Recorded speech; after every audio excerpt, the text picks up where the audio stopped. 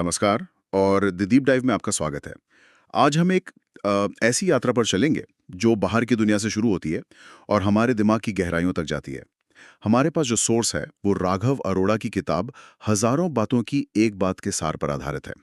और इसका जो सेंट्रल आइडिया है वो बहुत सीधा है लेकिन चौंकाने वाला भी, कि हमारी जिंदगी की हजारों समस्याओं का समाधान सिर्फ एक चीज में छिपा है, और वो है स्पष्टता, मतलब क्लैरिटी। तो आज का हमारा मिशन है इस सोर्स में दिए गए 5 जीवन सिद्धांतों की परतें खोलना। ये सिर्फ सलाहें नहीं है, बल्कि सोचने का एक पूरा ढांचा है जो कहता है कि अपनी परिस्थितियों से लड़ने के बजाय पहले अपने सोचने के तरीके को बदलो।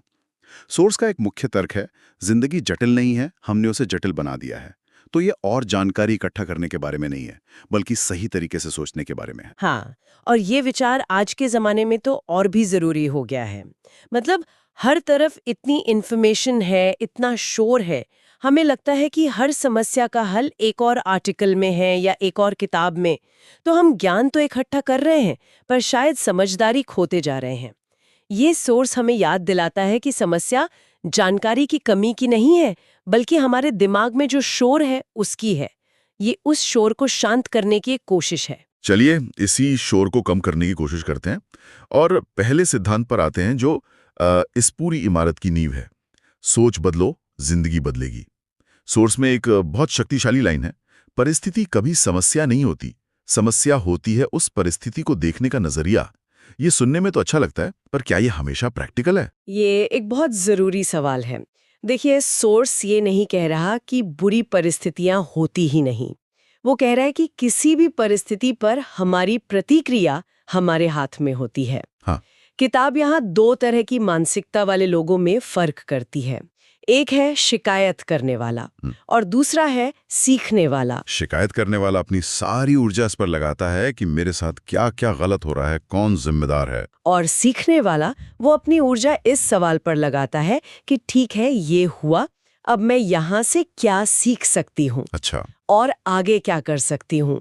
तो ये पीड़ित की मानसिकता से निकलकर कर्ता की भूमिका में आने जैसा है। लेकिन कई बार समस्याएं इतनी बड़ी होती हैं, जैसे कोई आर्थिक संकट या स्वास्थ्य की परेशानी, तब सिर्फ नजरिया बदलना काफी नहीं लगता। ऐसा लग सकता है कि हम सच्चाई से मुंह मोड़ रहे हैं। बिल्कुल, और ये पॉजिटिव थिंकिंग से थोड़ा अलग है। ये सक्रिय सोच है। ये मानने के बारे में नहीं है कि सब कुछ ठीक है। ये इस बात को स्वीकार करने के बारे में है कि हाँ, स्थिति खराब है, लेकिन इसका नियंत्रण बाहरी ताकतों के हाथ में देने के बजाय मैं अपने हिस्से का नियंत्रण अपने हाथ में लेती हूँ। मनोविज्ञान में इसे लोकस ऑफ कंट्रोल कहते हैं, है ना? हाँ, बिल्कुल। कि आप अपनी जिंदगी का कंट्रोल किसे देते हैं, बाहर की चीजों को या खुद को? सोर्स का पहला सिद्धांत सीधे सीधे बाहरी लोकस ऑफ कंट्रोल को तोड़कर आंतरिक लोकस ऑफ कंट्रोल स्थापित करने की बात करता है। इसीलिए सोर्स एक सीधा नियम देता है, बहाने बंद, जिम्मेदारी चालू।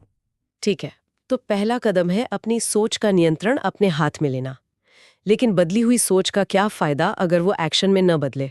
और यहीं पर सोर्स एक बहुत ही चौंकाने वाला विचार सामने रखता है, जो हमारी प्रेरणा से जुड़ी हर धारणा को चुनौती देता है। दूसरा सिद्धांत, मोटिवेशन के बिना एक्शन। सोर्स कहता है, अगर मोटिवेशन का इंतजार करोगे तो जिंदगी इंतजार में ही निकल जाएगी।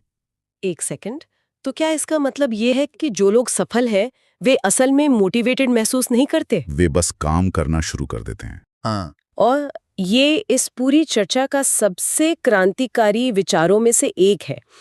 हम सब एक मिथक में जीते हैं कि पहले प्रेरणा की एक लहर आएगी, एक आग जलेगी और फिर हम काम करेंगे। सोर्स इस क्रम को पूरी तरह से उलट देता है। उसका तर्क है कि सफल लोगों का क्रम है एक्शन, फिर आत्मविश्वास और फिर मोटिवेशन। जब आप कोई काम शुरू करते हैं, चाहे वो कितना भी छोटा क्यों न हो, और उसे पूरा करते हैं, तो आपके दिमाग को एक सिग्नल मिलता है कि मैं ये कर सकती हूँ। इससे थोड़ा सा आत्मविश्वास पैदा होता है और वही आत्मविश्वास आपको अगला कदम उठाने के लिए प्रेरित करता है। तो मोटिवेशन एक्शन का कारण नहीं, बल्कि उसका परिणाम है। बिल्कुल। लेकिन ये सुनने में जितना आसान लगता है उतना है नहीं।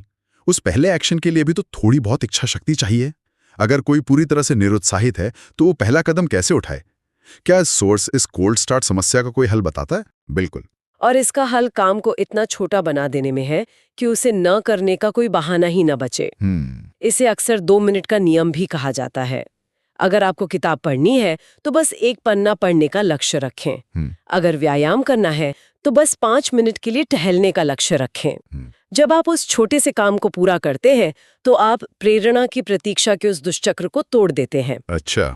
एक्शन एक गति पैदा करता है जिसे मोमेंटम कहते हैं, और एक बार जब गति बन जाती है तो उसे बनाए रखना बहुत आसान हो जाता है। ये उस रुकनी गाड़ी को धक्का देने जैसा है, सबसे ज्यादा जोर पहली बार लगता है। सही कहा। तो मतलब एक छोटा सा एक्शन शुरू करो और मोमेंटम को अपना काम करने दो।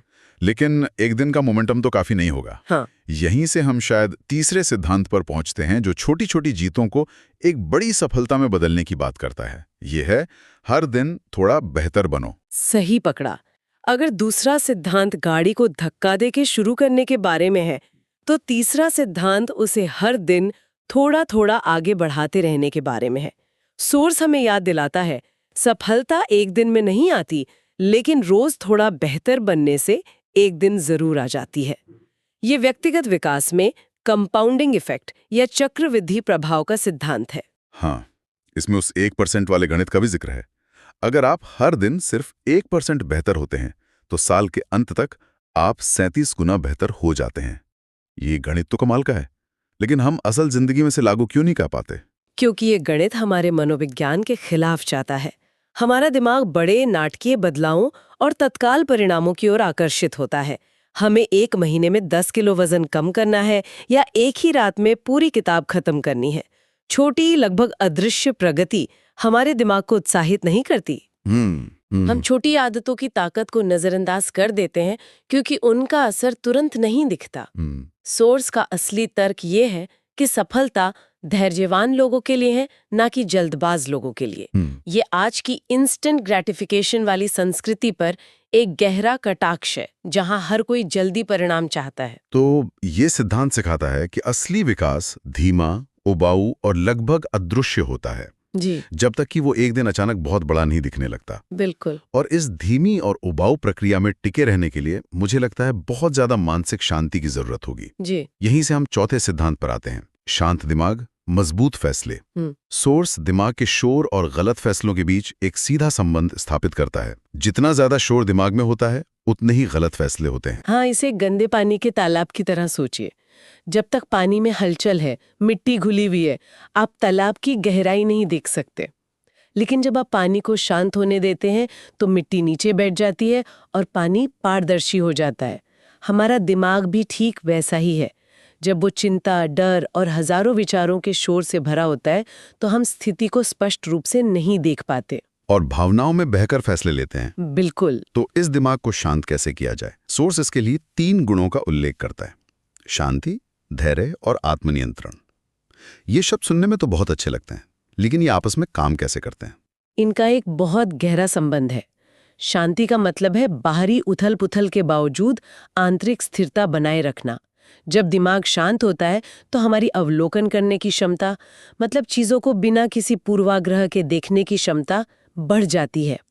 हम जल्दबाजी में प्रतिक्रिया नहीं करते।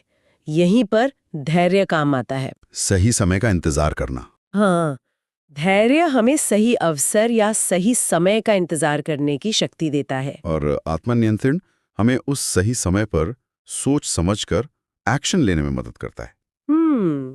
ये मुझे उस शतरंज के खिलाड़ी की याद दिलाता है जो हार रहा था, लेकिन उसने घबराने के बजाय 10 मिनट तक सिर्फ शांत रहकर बोर्ड को देखा और एक ऐसा मूव खोज निकाला जो किसी को नहीं दिखा था। वाह। इसीलिए सोर्स का नियम है, कम बोलो, ज्यादा देखो और सही समय पर एक्शन लो। यह एक बहुत ही व्यवहारिक रणनीति है। यह सब कुछ एक साथ जोड़कर देखने पर समझ आता है। एक बदला हुआ नजरिया, एक्शन लेने की हिम्मत, हर दिन बेहतर होने का धैर्य और शांत दिमाग। लेकिन ऐसा लगता है कि इन सब को एक साथ बांधने के लिए एक और चीज की जरूरत है। यही हम 5वें और शायद सबसे महत्वपूर्ण सिद्धांत पर आते हैं, जिसे सोर्स सबसे कड़ा संदेश कहता है। ये है, जिम्मेदारी ही असली ताकत है। हाँ, ये वो धुरी है जिसके चारों ओर बाकी सभी सिद्धांत घूमते हैं। सोर्स की सबसे शक्तिशाली पंक्तियों में से एक है, जिस दिन आपने अपनी जिंदगी की पूरी जिम्मेदारी ले ली, उसी दिन से आप मजबूत बन गए। इसका मतलब है कि अपनी असफलताओं, अपनी भावनाओं और अपनी परिस्थितियों के लिए किसी और को दोष देना बंद करना, चाहे वो लोग हों, किस्मत हो या सिस्टम हो। हाँ। लेकिन यहाँ एक सवाल उठता है, क्या ये एक तरह से पीड़ित को ही दोष देना नहीं है? कुछ चीजें तो वाकई हमारे नियंत्रण से बाहर होती हैं।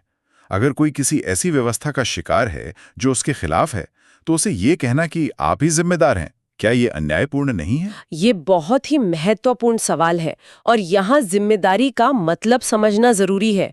जिम्मेदारी का मतलब दोष नहीं है। सोर्स ये नहीं कह रहा कि आपके साथ जो कुछ भी बुरा हुआ वो आपकी गलती है। वो ये कह रहा है कि उस स्थिति पर आप प्रतिक्रिया कैसे करते हैं, इसकी जिम्मेदारी आपकी है। अच्छा। जिम्मेदारी लेने का मतलब है अपनी शक्ति को वापस अपने हाथों में लेना। जब तक हम दोष देते रहते हैं, हम अनजाने में ये कह रहे होते हैं कि हमारी जिंदगी का रिमोट कंट्रोल किसी और के हाथ में है। जिस पल आप कह लेते हैं ठीक है, हालात मुश्किल है, लेकिन जो भी होगा मैं संभाल लूंगी, उसी पल शक्ति का केंद्र बाहर से अंदर की ओर आ जाता है। ये मानसिकता में एक बुनियादी बदलाव है। ये आपको अपनी जिंदगी का ड्राइवर बनाता है, यात्री नहीं। बिल्कुल सही। तो अगर हम इन सभी 5 सिद्धांतों को एक साथ देखें तो हमें क्या मिलता है? ये सब जुड़कर क्या तस्वीर बनाते हैं? ये सब मिलकर एक बहुत स्पष्ट और शक्तिशाली प्रणाली बनाते हैं। देखिए, सिद्धांत 1, 4 और 5 यानी नजरिया बदलना, दिमाग को शांत रखना और पूरी जिम्मेदारी लेना, ये तीनों मिलकर एक मजबूत मानसिकता की नींव रखते हैं। ये है आपका आंतरिक खेल। राइट। जब ये नींव मजबूत होती है, तब आप दूसरे सिद्धांत के अनुसार सही एक्शन लेने के लिए तैयार होते हैं। मतलब मोटिवेशन का इंतजार किए बिना काम शुरू करते हैं। और जब आप उस एक्शन को तीसरे सिद्धांत के अनुसार लगातार करते रहते हैं, हर दिन थोड़ा बेहतर होते हुए, तो ये वास्तविक और स्थायी सफलता की ओर ले जाता है। तो ये एक पूरी प्रणाली है जहां सोच, एक्शन और निरंतरता मिलकर काम करते हैं। हाँ, बिल्कुल। बिल्कुल। तो किताब का जो सार है वो कुछ इस तरह है: अपनी सोच को सरल रखो, काम को गंभीरता से लो और खुद पर भरोसा रखो। हजारों चीजों पर ध्यान भटकाने के बजाय इन बुनियादी बातों पर वापस लौटना। तो आज की चर्चा का समापन करते हैं। हमने 1000 बातों की एक बात के सार को समझने की कोशिश की, जो मूल रूप से स्पष्टता और व्यक्तिगत जिम्मेदारी पर जोर देता है। ये हमें याद दिलाता है कि हमारी जिंदगी की गुणवत्ता हमारे सोचने की गुणवत्ता पर निर्भर करती है। सोर्स में एक अंतिम विचार है जो सोचने पर मजबूर करता है। वह कहता है, हजारों बातें सुनने से कुछ नहीं होता, एक बात मान लेने से जिंदगी बदल जाती है। तो हम अपने श्रोताओं के लिए एक सवाल छोड़कर जाते हैं। अगर इन 5 सिद्धांतों में से केवल एक को चुनना हो, तो वो कौन सा एक सिद्धांत होगा जो बाकी चारों की नींव बन सकता है? क्या ये 5वां सिद्धांत है पूरी जिम्मेदारी लेना, जो आपको अपना नजरिया बदलने और एक्शन लेने पर मजबूर करता है? या क्या ये चौथा सिद्धांत है, एक शांत दिमाग जिसके बिना बाकी सब कुछ करना असंभव है? या फिर कुछ और? इस पर विचार जरूर कीजिएगा।